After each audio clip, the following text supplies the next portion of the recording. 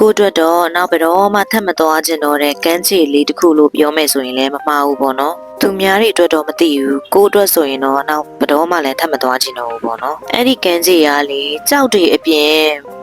တူတူချာချာဘာမှမရှိဘူးပေါ့နော်အလှတက်ပုံရိုက်ချင်တဲ့သူတွေအတွက်တော့အဆင်ပြေမယ်တခြားတူတူချာချာတော့ဘာမှမရှိဘူးသူ့ကမ်းခြေကကြောက်တွေကတော့တကယ်လှတယ်ကြောက်တွေရဲ့ပုံစံကပကြီးဆွဲထားတဲ့အတိုင်းဖြစ်လို့တဘာဝကြောက်ပကြီးလို့နာမည်ပေးထားတာဖြစ်မယ်ပေါ့နော်နေရာလေးကတော့အရန်တရပါတယ်ဒါပေမဲ့လူတွေအရန်များလာရင်တော့ပျော်ဖို့ကောင်းလောက်တော့မယ်မထင်ဘူးဓာတ်ပုံရိုက်ဖို့အဲ့ဒီကြောက်နေရလေးတွေကိုလူနေရလို့ပေါ့နော်မပျော်လောက်တော့ဘူးထင်တယ်အေးချင်းချင်းလေးနေချင်တယ်ဆိုလို့ရှိရင်တော့အခုလိုမျိုးစောစောလာပါလူတွေတိတ်မရောက်ခင်ပေါ့နော်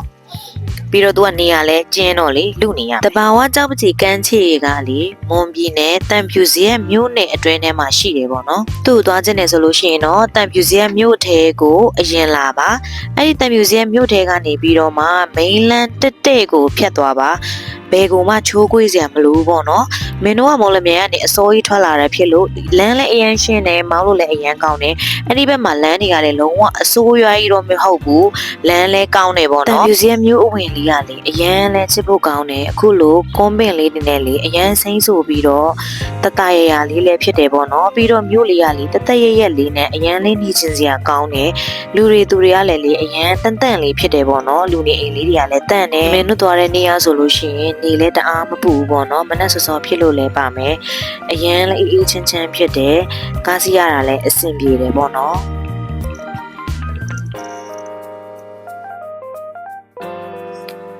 ကဲဒါလေးကတန်ဖြူစီရဲ့မြို့ထဲကိုဝင်လာပြီပေါ့နော်တန်ဖြူစီမြို့ရဲ့ညာဘက်မှာဒါသူ့ရဲ့ဈေးကြီးပေါ့နော်တန်ဖြူစီမြို့ရဲ့ဈေးကြီးပါမြို့မဈေးပေါ့နော်ဒီဈေးဆိုလို့ရှိရင်အရန်လဲစီတယ်ပြီးတော့ဒီနေရာလေးဆိုလို့ရှိရင်လဲကားလေးတွေလည်းနည်းနည်းရှုပ်တယ်ပေါ့နော်ဂယုစိုက်ပြီးတော့မောင်းလာကြပါဟိုဆိုင်ကန်နဲ့ဆိုရင်တော့နည်းနည်းလေးမြန်မယ်ပေါ့နော်မောင်းလို့လည်းအဆင်ပြေတယ်ပြီးတော့ဒါလေးကတန်ဖြူစီမြို့ရဲ့အထင်ကြီးနေရာလေးနိုင်ရီစင်မှာပြီးလို့ရှိရင်တော့အခုလိုမျိုးဟင်းတာဝိုင်းလေးကိုတွေ့မယ်ဟင်းတာဝိုင်းဆိုရင်ကိုကွေ့စရာမလိုဘူးเนาะဒီလိုတန်းတန်းလေးပဲသွားပါလုံးဝကွေ့စရာမလိုပါဘူး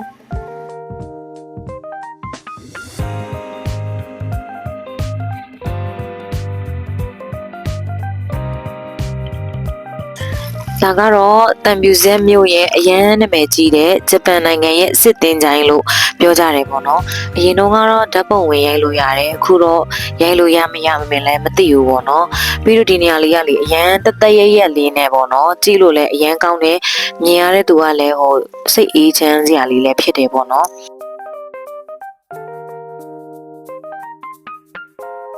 တန်ဖြူစက်မြို့မှာနှုတ်ကိုဆက်တာပါကြီးဆိုတဲ့ဆိုင်းဘုတ်လေးတွေ့ပြီဆိုရင်တော့တန်ဖြူစက်မြို့ပြင်ရောက်ပါပြီဒါကတော့တဘာဝကြောက်ကြီးကမ်းခြေကိုရောက်ဖို့တော်တော်လေးမှနီးလာပြီလို့ဆိုရမယ်ပေါ့နော်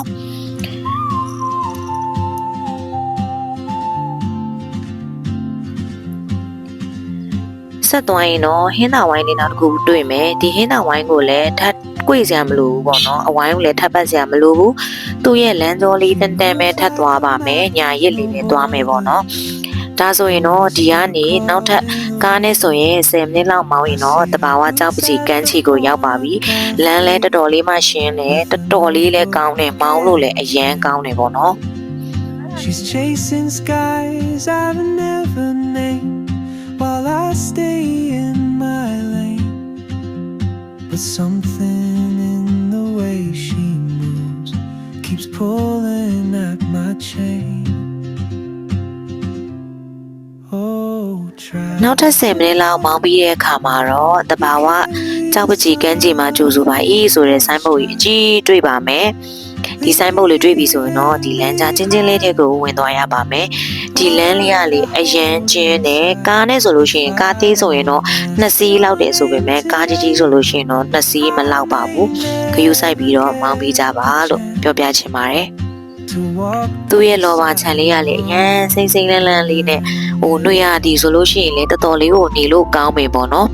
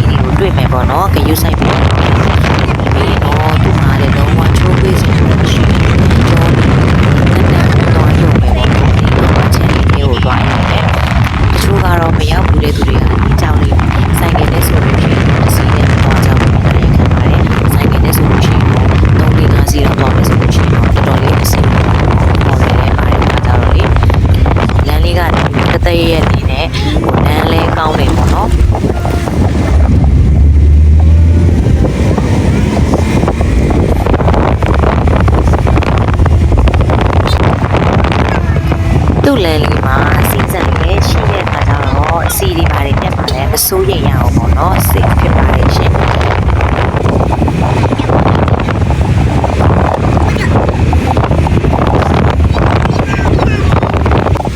တခုတတိထားရမှာကတော့ဒီနေရာလေးကတရားအတက်လုံးနေတယ်လို့ထင်နေပေါ့နော်ဒီနေရာလေးကတော့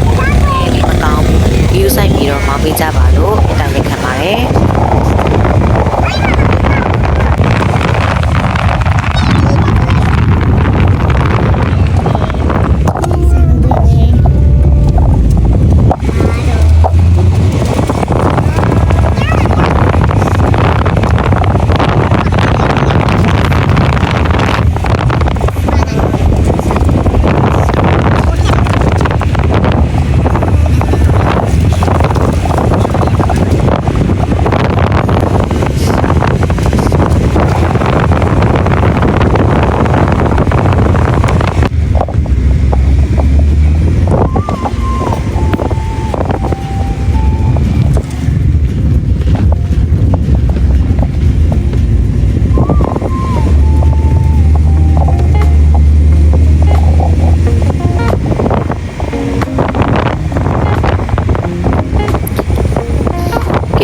ဒါလေးကတော့အားလုံးရောက်ဖို့ချင်နေကြတဲ့ trend အရန်ဖြစ်နေတဲ့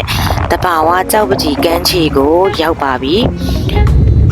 သူရဲ့အဝင်ဝလေးကတော့လေလဲပိန်းနေနဲ့လောက်ထားတဲ့အလားစင်ထားတယ်ပေါ့နော်တော်တော်လေးလဲချစ်ဖို့ကောင်းတယ်ဒီတဲလေးတွေကကြတော့လေထမင်းနေပါလေစားဖို့ဆိုပြီးတော့မှတဲဆောက်ထားပေးတာ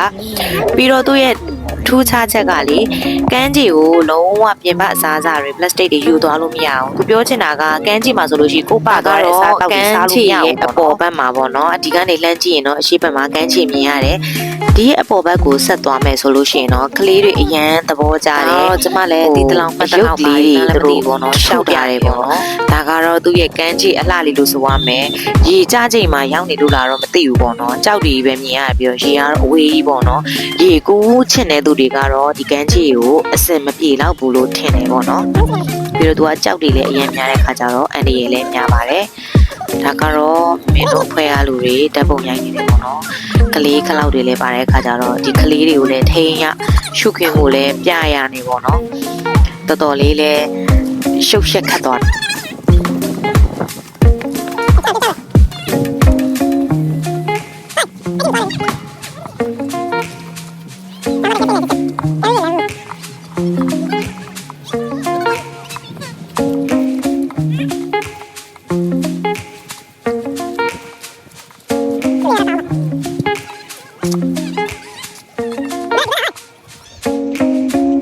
ဒါလေးကတော့ကြောက်ပကြီးကန်းကြီးရဲ့ညာဘက်ရှုခင်လေးပေါ့နော်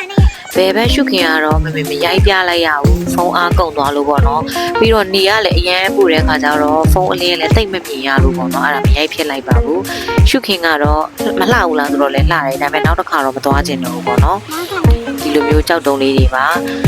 ဓာတ်ပုံအလှရိုက်ချင်တဲ့သူတို့တော့တော်တော်အဆင်ပြေတယ်ပေါ့နော်ကဲဗီဒီယိုကိုအဆုံးထိကြည့်ပေးလို့ကျေးဇူးအများကြီးတင်ပါတယ်ရှင်